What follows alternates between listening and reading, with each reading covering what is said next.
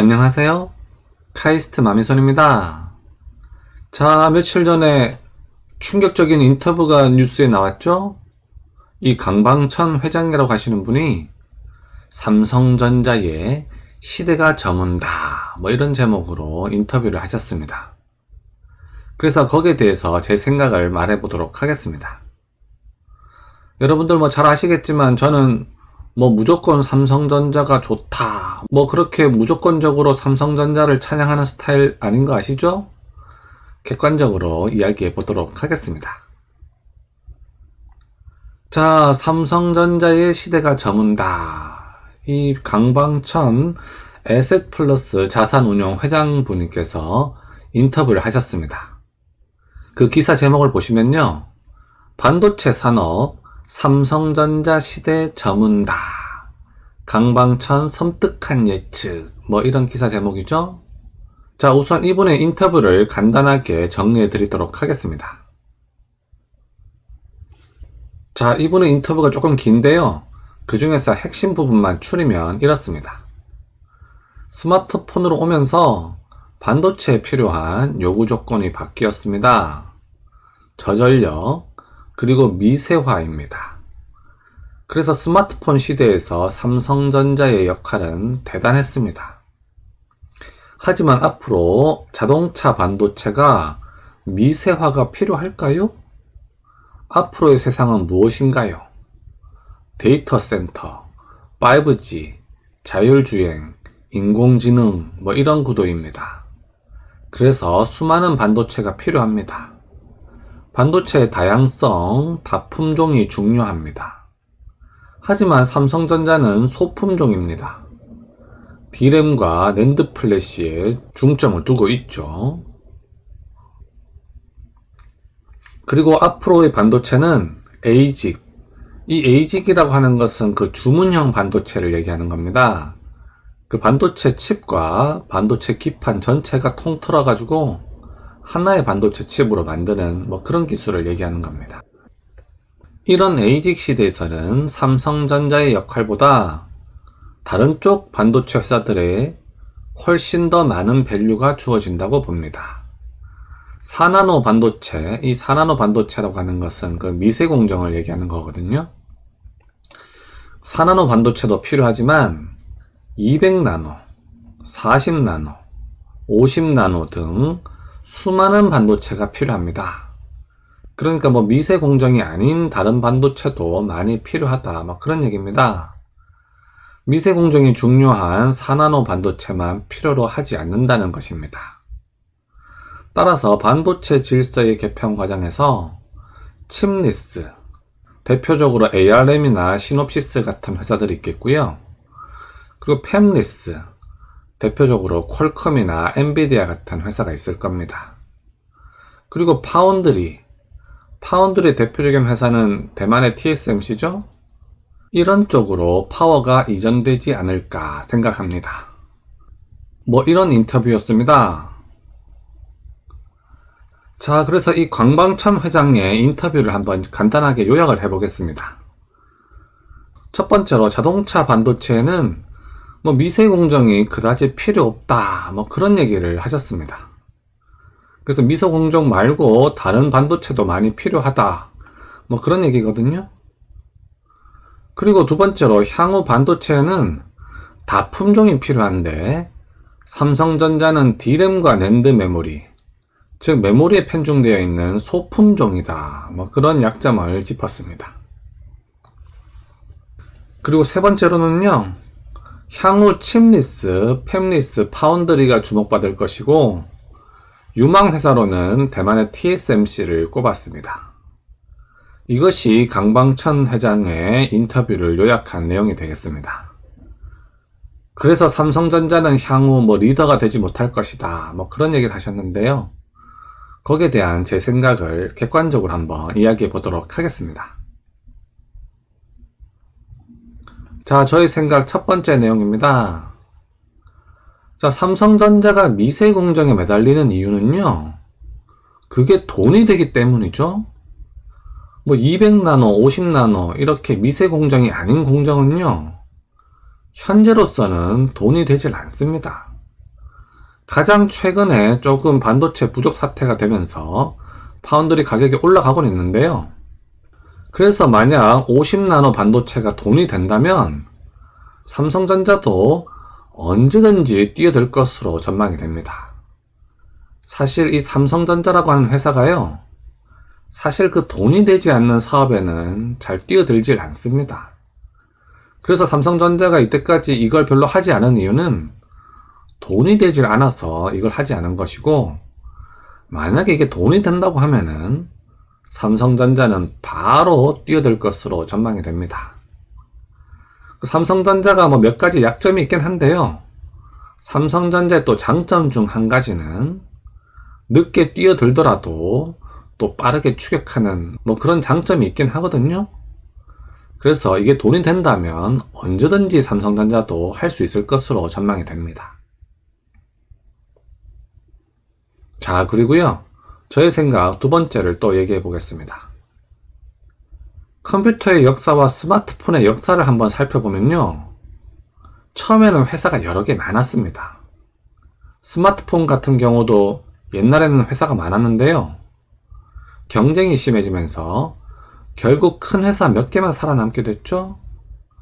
우리나라 같은 경우 펜텍도 망했고 LG전자도 이제 스마트폰을 접었습니다.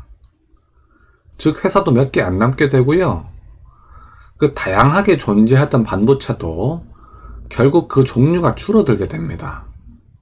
왜냐면요, 그 반도체가 발전됨에 따라 여러 가지 반도체 칩이 점점 하나로 몰리고 있는 뭐 그런 추세거든요. 그래서 반도체가 점점 원칩화 되어 가고 있기 때문에 회사도 줄어들게 되고 반도체 숫자도 줄어들게 됩니다. 그래서 저의 생각 세 번째를 또 얘기해 보겠습니다. 그 앞의 내용과 좀 이어지는데요, 이분이 그 반도체에 뭐 다품종이 필요하다 뭐 그런 얘기를 하셨잖아요. 현재로서는 그 자동차에 사용되는 반도체의 종류가 다양합니다. 다양하게 보이겠지만요, 아까 그 스마트폰이나 컴퓨터처럼 필요한 반도체의 개수가 점점 줄어들 겁니다. 그리고요, 그 자동차 업계에서도 자율주행과 같은 소프트웨어가 탑재되기 시작하면요, 표준화가 진행이 되면서 큰 회사 몇 개의 플랫폼만 살아남을 것으로 전망이 됩니다. 즉 쉽게 얘기해서요, 자율주행이 되면은 전 세계 자동차 회사들 중에서 대부분은 다 망하게 되고요, 큰 회사 한 5개 정도만 살아남을 것으로 전망이 됩니다. 그래서 자동차 회사 개수도 줄어들게 되고요, 거기에 들어가는 반도체 개수도 줄어들게 될 겁니다. 따라서 반도체의 종류와 개수는 줄어드는 방향으로 진화할 것으로 판단이 됩니다. 그래서요, 반도체가 뭐 다품종이 필요하다 뭐 그런 얘기를 하셨는데, 그게 아니라 점점 시간이 진행되면 진행될수록 뛰어난 성능을 가진 반도체 칩 몇 개로 줄어들 것으로 전망이 됩니다. 자, 그래서 저의 생각 네 번째를 말해 보겠습니다. 결국 자동차에 사용되는 반도체 중에서 돈이 되는 반도체는 2-3개 정도로 수렴할 것으로 전망이 됩니다. 이 돈이 된다는 거는 결국 뭐 모든 기능이 압축된 그런 반도체 칩을 얘기하는 거겠죠? 자율주행과 인공지능을 담당하는 원칩, 이게 아마 가장 비싼 반도체 칩이 될 거고요, 다른 자잘한 반도체 칩들은 돈이 되지 않을 것으로 전망이 됩니다. 이 삼성전자 같은 경우에는요, 돈이 되는 일만 주로 하거든요. 그래서 모든 종류의 반도체 칩을 만드는 것이 아니라 돈이 되는 반도체 위주로 생산을 할 겁니다. 그래서 아마 이미지 센서나 이 자율주행과 인공지능을 담당하는 CPU 원칩은 삼성전자가 생산할 거고요, 거기서 돈은 많이 벌 수 있을 것으로 전망이 됩니다. 자, 저희 생각 5번째입니다.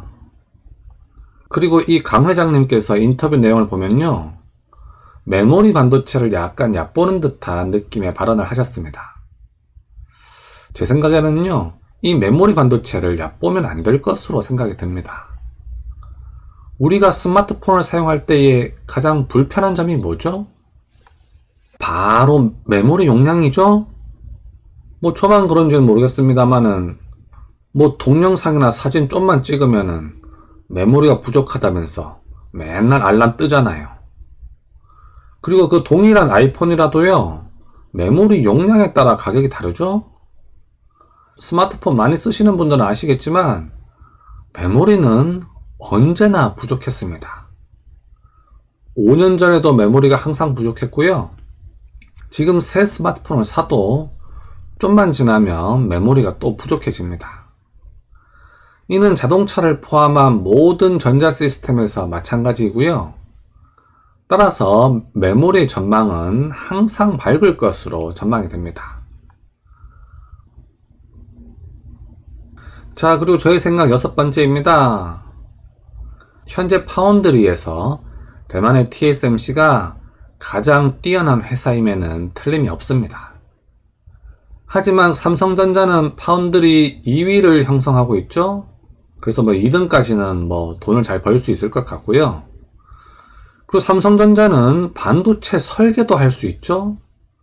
그래서 아까 강 회장님께서 말씀하셨던 그 에이직, 그 에이직이라는 거 하는 것은 그 고객사가 어떤 반도체를 만들어 달라 주문을 하는 건데요. TSMC에 맡기려면은 자기가 설계를 해서 맡겨야 되죠. 하지만 삼성전자 같은 경우는 원하는 기능만 얘기해 주면은 삼성전자가 설계를 해서 생산까지 해서 줍니다. 그러니까 더 큰 장점이 있다고 할 수 있겠죠. 그래서 반도체 설계도 할 수 있고 생산도 할 수 있다는 점은 분명히 에이직 시대에서 강점이 될 겁니다. 그리고 메모리 시장도 지금 현재 장악을 하고 있죠. 그래서 분명히 앞으로도 반도체 시장에서 주도권을 놓치지 않을 것으로 전망이 됩니다. 자, 제가 시작할 때 말씀드렸습니다만 저는 삼성전자를 무조건 찬양하는 그런 사람은 아닙니다. 객관적으로 제 의견을 말씀드린 거니까요.